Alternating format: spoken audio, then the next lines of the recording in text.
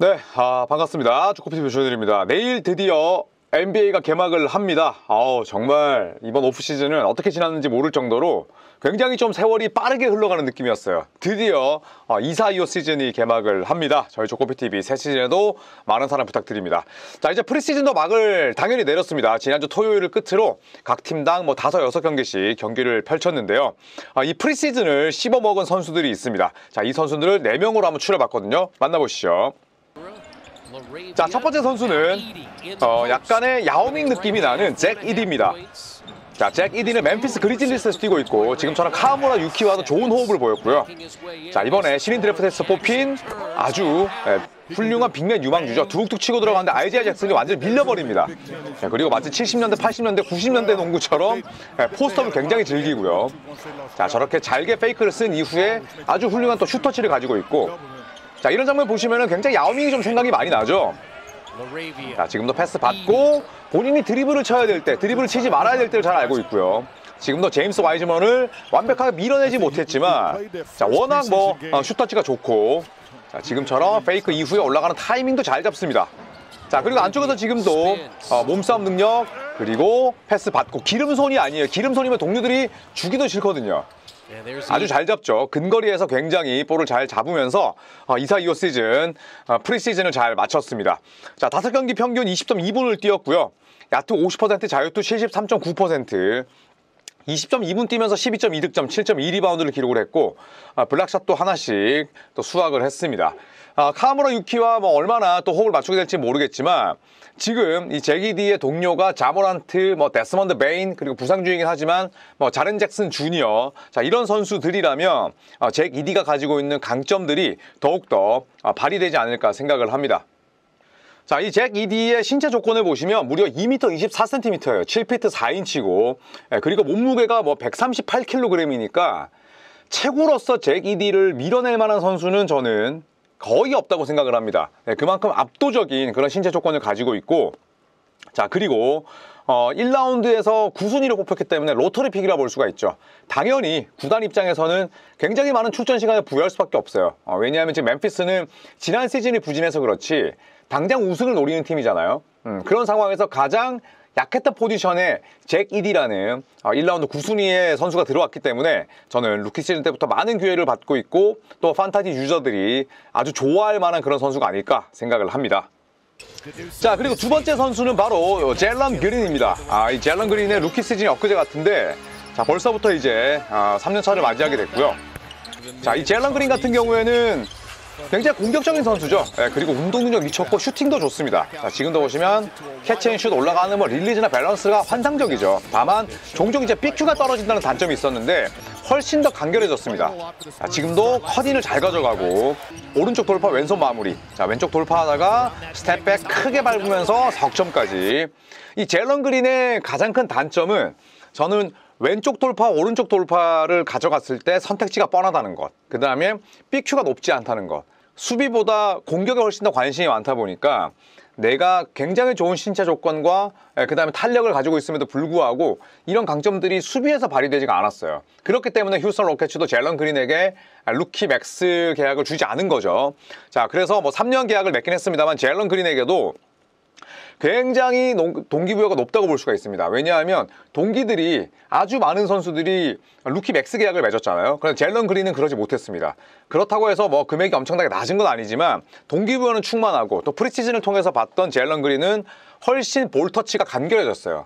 그러니까 예를 들어서 수비수가 떨어져 있을 때 그냥 슛을 쏘면 되는데 젤런 그린은 습관적으로 첫 번째 드리블을 친다든지, 그 다음에 패스를 돌려야 될 타이밍에 내가 무리하게 슛으로 올라가고, 내가 슛으로 올라가야 될 때는 또 패스를 하고, 그러니까 한마디로 경기를 읽는 능력, 그러니까 필드 게임이라는 얘기를 하잖아요. 농구에 대한 IQ, 그 다음에 경기를 느끼는 그런 능력들이 좀 많이 떨어지는 선수였습니다만 이번 프리시즌은 기대를 걸만했습니다. 자, 혹자들은 얘기하죠. 젤런 그린 지난 시즌 후반기 때 잘했던 건 알프렌 센군이 없었기 때문 아니야? 그런데 이번 프리시즌에서는 또 알프렌 센군과의 활약도 나쁘지 않았습니다. 자, 4경기 23.8분만 뛰었는데 야투는 44%, 슈팅가드 치고 그렇게 나쁘지는 않습니다. 3점이 무려 43.2%. 쓸데없는 드리블 안 치고 풀업을 줄이다 보니까 또 캐치앤샷을 많이 쏘다 보니까 확률은 높아질 수밖에 없죠.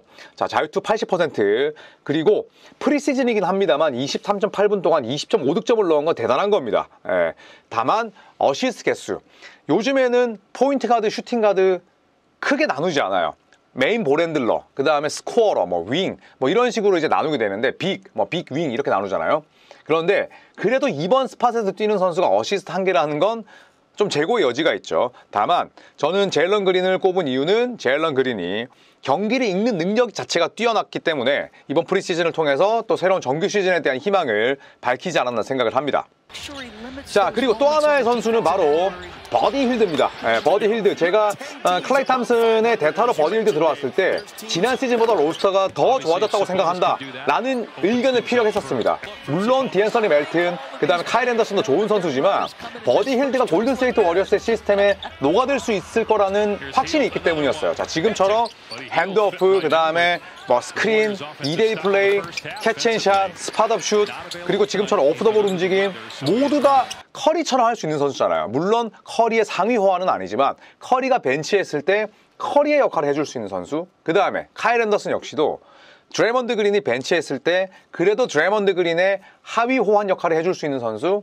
그리고 디앤서니 멜튼도 스테픈 커리나 버디 힐드 같은 선수들이 전부 다 공격 쪽에 더 많은 재능이 있다 보니까 이 선수들의 또 뒤를 바칠 수 있는 또 다른 컬러의 선수이기 때문에 저는 골든스테이트 워리어스의 새 식구들에 대한 믿음이 있었습니다. 그런데 사실 버디 힐드가 프리시즌이 시작되자마자 이렇게 미친 듯이 잘할 줄은 몰랐어요.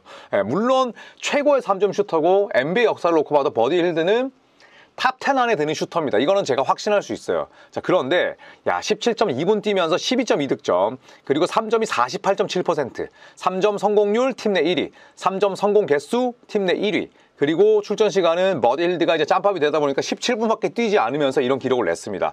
저는 진지하게 버디 힐드가 올해 식스맨상도 충분히 노려볼 만하다고 생각을 하고요. 그리고 버디 힐드의 가장 큰 강점은 내가 내 능력 이상의 플레이를 하지 않는다는 거죠. 물론 수비에 대한 약점은 있지만 버디 힐드가 세크라멘토에서 뛰다가 인디애나 페이서스로 트레이드가 됐을 때 그때 플레이 메이킹도 했었어요. 트레이드가 됐던 그 시즌에는 어시스트도 많이 뿌렸습니다. 그렇기 때문에 단순한 흔히 말하는 슛쟁이뿐만 아니라 보조 플레이메이커를 기대할 수는 없지만 그렇다고 해서 아예 슛 원툴인 선수는 아니다. 버디 힐드가 생각보다 다양한 것들을 하는 선수다 라는 말씀을 드리고 싶었습니다. 저는 버디 힐드가 워리어스가 영입한 선수들 가운데 최근에 가장 좀 성공적인 사례가 되지 않을까. 신인 드래프트를 제외하면 버디 힐드를 기대하셔도 좋을 것 같습니다. 자, 그리고 라멜로 볼입니다. 자, 물론 이제 론조 볼도 감동적인 복귀를 했는데 라멜로 볼도 정말 론조 볼만큼은 아니지만 정말 많이 못 뛰었거든요. 자, 그런데 라멜로 볼이 이번 프리시즌을 통해서 건재를 과시했습니다. 라멜로 볼 하면 사실 큰 신장에서 나오는 그런 매치업 우위, 그 다음에 슈팅이 굉장히 좋아요. 볼륨 효율 다 훌륭하고요. 운동 능력도 뛰어납니다. 그리고 플레이 메이킹도 상당히 좋은 선수인데 사실 라멜로 볼은 굉장히 큰 포인트 가드잖아요. 신장이 큰 포인트 가드고 그 다음에 스텝 자체도 성큼성큼 밟고 그리고 운동력도 굉장히 뛰어나기 때문에 이 선수가 예를 들어서 부상과 싸운다든지 혹은 부상의 후유증을 겪을까봐 아주 걱정하는 팬들이 많았어요. 자, 하지만 기우였습니다. 자, 물론 야투는 38%, 야투 성공률은 낙제점이죠. 하지만 라멜로 볼의 공격의 주 옵션은 돌파도 있고 플로터도 있고 미드레인지 게임도 있지만 3점이 아주 높은 비중을 차지해요. 3점 41.7%. NBA 데뷔 이후에 라멜로 볼이 3점이 약했던 적은 단 한 번도 없습니다. 그런데 프리시즌, 그것도 장기 부상을 딛고 돌아왔는데 본인의 장기를 살렸다는 부분은 오케이. 그런데 야투가 38%였다는 건 2점 야투를 더럽게 못 넣었다는 겁니다. 그런데 저는 롱샷보다는 2점 야투에 대한 우려가 더 작다고 생각을 하고요. 자유투 85.7%, 14.8득점에 5.5 어시스트. 그런데 이 기록을 21분만 뛰고 절반 정도만 뛰고 낸 기록이라는 점, 그리고 스틸과 블락, 이런 허슬 수치도 프리시즌을 통해서 또 아주 훌륭한 성과를 냈습니다. 저는 라멜로 볼은 정말 재능이 충만한 선수라고 생각을 해요. 하지만 지난 2년 동안 출석률이 50%도 안 됐다? 이거는 철저하게 본인의 잘못입니다. 물론 굉장히 불운한 부상도 있었겠죠. 하지만 최전성기를 달려야 되고 지금 브랜든 밀러라든지 혹은 마크 윌리엄스도 굉장히 많이 다치고 있지만 브랜든 밀러 그리고 또 마일스 브리지스 이런 선수들과 함께 샬럿 호네츠를 신바람 나는 농구로 이끌어야 될 그 주역이 부상으로 골골댔기 때문에 사실 샬럿 팬들도 많이 실망을 했습니다. 하지만 라멜로 볼은 루키 맥스 계약을 맺었고, 그리고 샬럿의 미래로 이미 낙점을 받은 상태, 또 지난 시즌에 드래프트 2순위로 지명했던 브랜든 밀러가 가짜가 아니라 진짜잖아요. 저는 그렇기 때문에 라멜로 볼, 그리고 브랜든 밀러, 또 벤치에 트레이맨, 바실레 미치치, 이 4명이 있는 샬럿 호네츠의 백코트를 많은 조코피TV 구독자분들께서 지켜봐 주셨으면 좋겠습니다. 4명으로 추리는 건 철저하게 제 주관이죠. 모제스 무디도 잘했고 그 이외에 눈에 띄는 선수들이 많았지만, 이런 선수들 제가 시즌 도중에라도 또 소개하는 시간을 갖도록 하겠습니다. 일부 분들께서 레이커스와 골스만 다룬다고 하시는데 저는 사실 그렇게 생각하지 않거든요. 저는 그냥 인기가 없는 선수들도 많이 다루고 또 비인기 팀도 다룬다고 생각을 합니다. 그런데 그런 작은 불만들이 또 나오지 않도록 저도 댓글들을 보면서 많은 생각을 하고 있으니까요. 또 비판, 격려 뭐든 좋으니 많은 또 반응을 보여주셨으면 좋겠습니다. 새 시즌도 열심히 달리겠습니다. 그리고 조만간 1월에 열리는 레이커스 골든스테이트 직관 이벤트 저희가 이제 링크로 창을 열 거니까 조금만 기다려 주십시오. 고맙습니다.